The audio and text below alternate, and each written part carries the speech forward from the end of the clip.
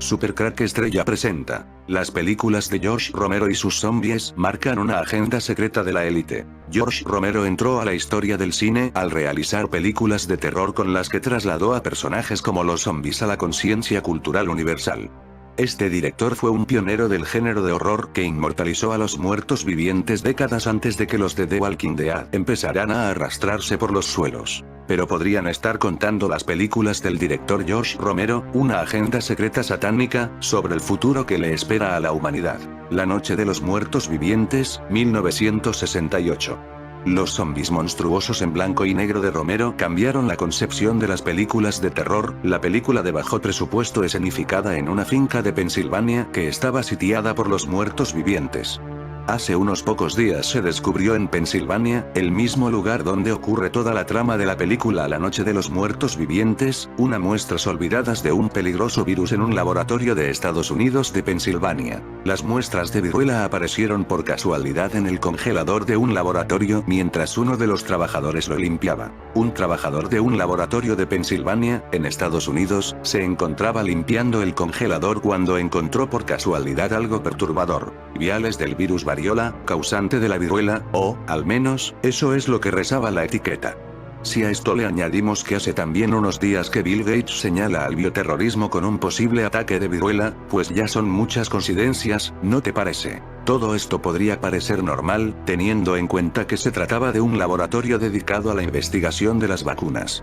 Sin embargo, oficialmente, solo hay dos laboratorios en el mundo que se supone que conservan muestras de este virus: el Vector, de Rusia, y los laboratorios de Atlanta del Centro para el Control y la Prevención de Enfermedades, CDC por sus siglas en inglés, de Estados Unidos. Los viales no deberían haber estado ahí y ahora toca, por un lado, investigar si tienen lo que indica la etiqueta.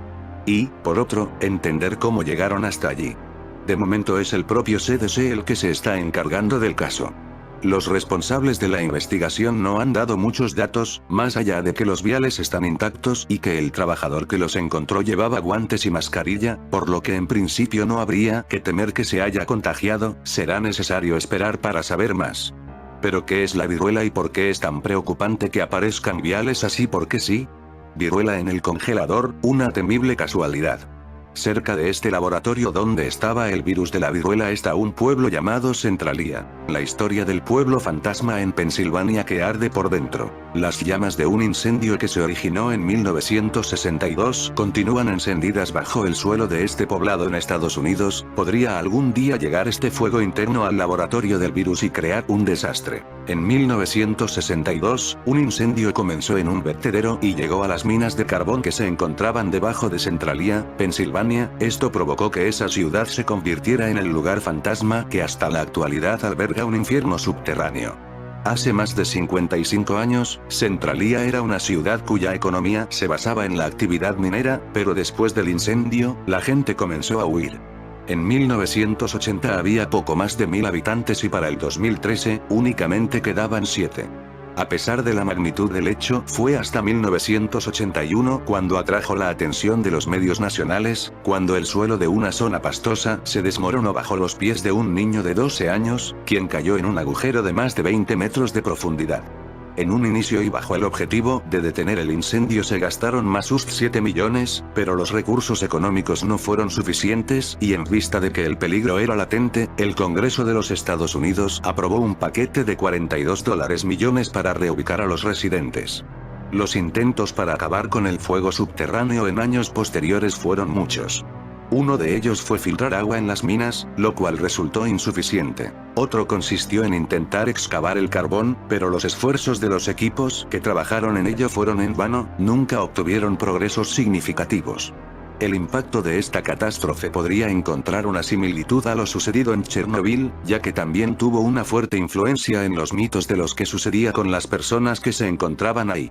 De hecho, la historia del famoso videojuego de terror, Silent Hill, se desarrolla en un lugar ficticio con el mismo nombre que esta ciudad. Hoy en día, Centralia se ha convertido en un sitio enigmático que suelen visitar youtubers para mostrar su atmósfera a los espectadores. No obstante, continúa siendo una zona peligrosa y según especialistas, sus calles seguirán ardiendo durante al menos otros 100 años. Podría llegar este incendio en un futuro hasta el laboratorio con muestras de la viruela y crear un apocalipsis zombie. En 2019, los laboratorios Vector protagonizaron un incidente que más bien nos habría cuadrado en 2020. Una explosión en las instalaciones hizo temer que se hubiese podido liberar viruela de los viales que allí se conservan. Los responsables del centro corrieron a hacer un llamamiento a la calma, asegurando que no había viruela en las zonas afectadas del edificio. Sin embargo, hasta que no pasó un tiempo prudencial desde el suceso no respiramos de alivio. También en 2014 hubo un sobresalto causado por este virus, después de que un científico del gobierno estadounidense alertara que mientras se limpiaba una vieja sala de almacenamiento en un laboratorio de Maryland habían aparecido por casualidad algunos viales de 60 años de antigüedad con muestras de viruela liofilizadas. Por eso, lo de esta semana nos sorprende. Solo Vector y el CDC tienen permiso oficial para albergar el virus, pero podría estar en otros sitios aún por descubrir. ¿Pero por qué solo 2 sitios? ¿Y por qué saltan todas las alarmas con este tipo de sucesos? Básicamente, porque la viruela es el único virus humano que se ha erradicado totalmente y nos conviene que siga así. En el pasado causó millones de muertes en todo el mundo, hasta que la humanidad logró plantarle cara gracias a las vacunas. Pero a día de hoy muchas personas ya no están vacunadas. Se dio por erradicado en 1980, 3 años después de que sucediera el último contagio natural y 2 años después del último contagio accidental, que acabó con la vida de una fotógrafa médica en Gran Bretaña. La viruela salió de los calendarios de vacunación, puesto que ya no era necesaria. Y, por eso, una reaparición a día de hoy nos pillaría sin defensas contra ella. ¿Solo 2 laboratorios? Lo que acaba de suceder en Pensilvania, así como lo ocurrido en 2014 en Maryland, pone de manifiesto que podría quedar más viruela en el mundo de la que pensamos. La primera película de zombies como los conocemos hoy en día, transcurría en Pensilvania, donde apareció estas muestras de viruela congelada. Y esto nos lleva al debate de siempre. ¿Para qué se sigue conservando?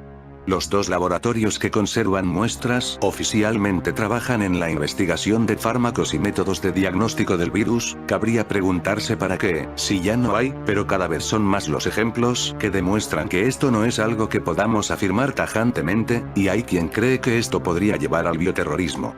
El fundador de Microsoft apunta que un problema puede ser que un bioterrorista llevase virus a determinados lugares. Espero que en 5 años pueda escribir un libro titulado ¿Estamos listos para la próxima pandemia?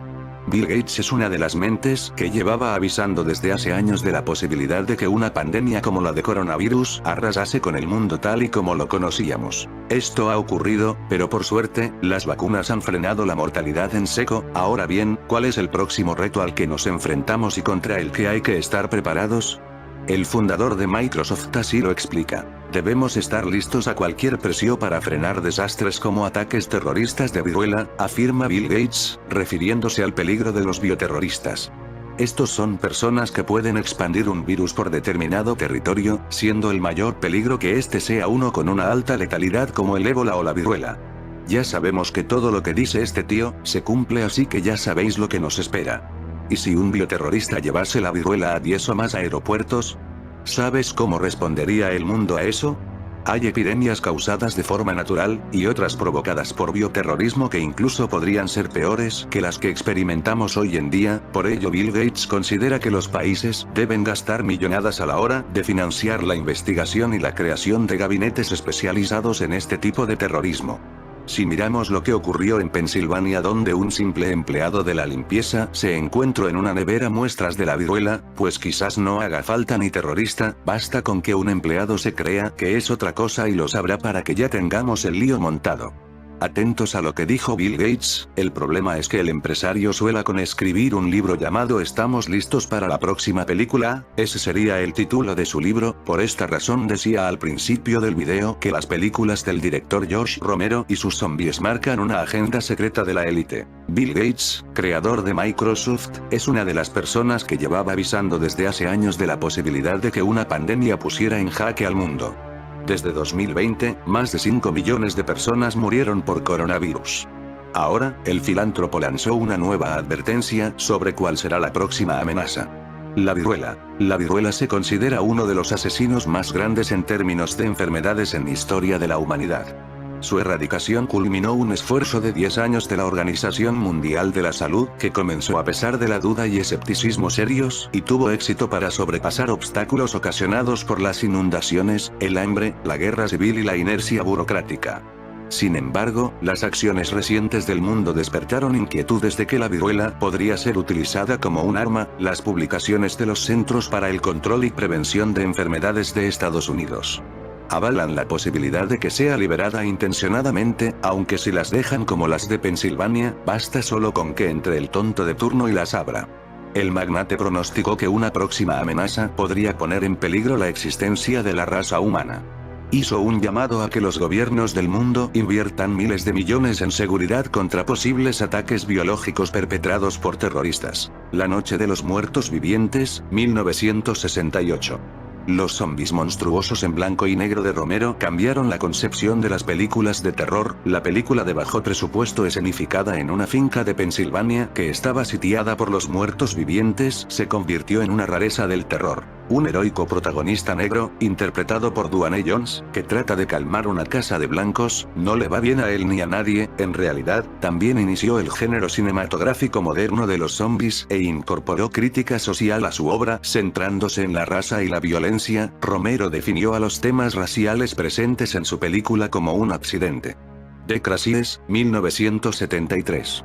Romero trató el horror biológico en esta frenética película cuya trama se centra en el intento del gobierno de Estados Unidos de contener los efectos de un arma biológica mortal cuyo nombre código es Trixie en una pequeña ciudad, menos conocida que otras producciones de Romero. The Crazies emergió junto a las películas de desastres y epidemias de contagio de los años 70 como La amenaza de Andrómeda, pero lleva su sello al enfocarse en las vidas de los inocentes obreros que se ven afectados por la incompetencia de los poderosos.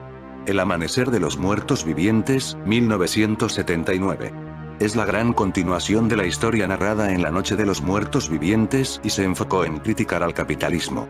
Si hay algo que quiero criticar, puedo sacar a los zombies para conseguir el financiamiento, le dijo a la revista Time en 2010, así que he podido expresar mis opiniones políticas a través de esas películas. Este sangriento filme tiene una de las escenas de zombies más memorables. Un grupo de muertos vivientes de rostros grises y cuerpos destruidos recorren un centro comercial vacío. La película fue filmada en el centro comercial Monroeville en Pensilvania, que se convirtió en un lugar de culto para los fanáticos del terror. Una vez más Romero eligió Pensilvania para realizar su película de zombies. ¿Acaso nos quieren decir algo con todo esto? Pensilvania podría ser el lugar elegido para un virus zombie. Mientras limpiaba un congelador en un centro de investigación de vacunas de Pensilvania, un trabajador del laboratorio descubrió varios frascos congelados con la etiqueta viruela, lo que puso en marcha una investigación del FBI y de los CDC, según informes de prensa recientes. Solo 2 laboratorios en el mundo, un laboratorio de los CDC en Atlanta, Georgia, y un laboratorio de armas biológicas de la época de la Guerra Fría en Rusia, pueden conservar legalmente muestras del virus mortal, informó anteriormente Live Science.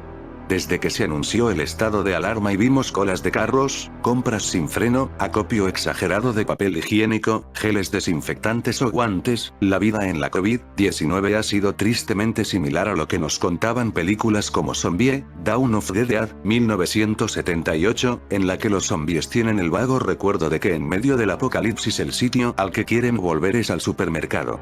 Mucho más feo es el clímax de aquella, en la que los saqueadores tratan de quedarse el centro comercial como fuerte. La insolidaridad del principio de la pandemia hizo que nos viéramos a nosotros mismos en escenas dantescas de carreras en supermercados, estampas propias de las rebajas en los estantes de la carne, precisamente el bien que parecía al que más le afectaría el desabastecimiento. El egoísmo extremo en situaciones de estrés, la deshumanización y la vuelta al sálvese quien pueda más cruel tiene un carácter universal, pero en donde Romero escribió el futuro fue en Los Crazies, The Crazies, 1973, en la que directamente se narraba la cuarentena de un pueblo americano en la que un virus obligaba al gobierno a usar métodos drásticos en los que la vida humana dejaba de tener sentido. La parte más interesante del film, sin embargo, es cómo representaba el caos y la ineficiencia de los políticos, militares y científicos. La desinformación, la actuación a destiempo, las decisiones encubiertas por unos, omitidas por otros, la falta de acuerdos y la tensión constante, dan una visión precisa de lo que hemos podido presenciar, tan válido también como los instantes de tumulto del principio de Zombie, con una estación de televisión en ebullición y acalorados debates televisivos en los que los contertulios hablan sin tener toda la información y se tiran los papeles a la cabeza, y por no hablar de las retransmisiones caseras, que ya aparecían aquí como signo del total colapso social. Si nos vamos al inicio, a la noche de los muertos vivientes, Night of the Living Dead, 1968, vemos cómo los políticos, militares y medios de comunicación se mantienen en shock, cuando no callados, y se lanza la teoría de que los muertos vuelven a la vida por un experimento espacial, pero que, en realidad, es tan solo disertación. En el montaje original, se esgrimían varias razones posibles para dar más idea de la desorientación de medios y autoridades, algo que nos recuerda a toda esa retahíla de sopas de murciélago, pangolines y laboratorios chinos saboteados.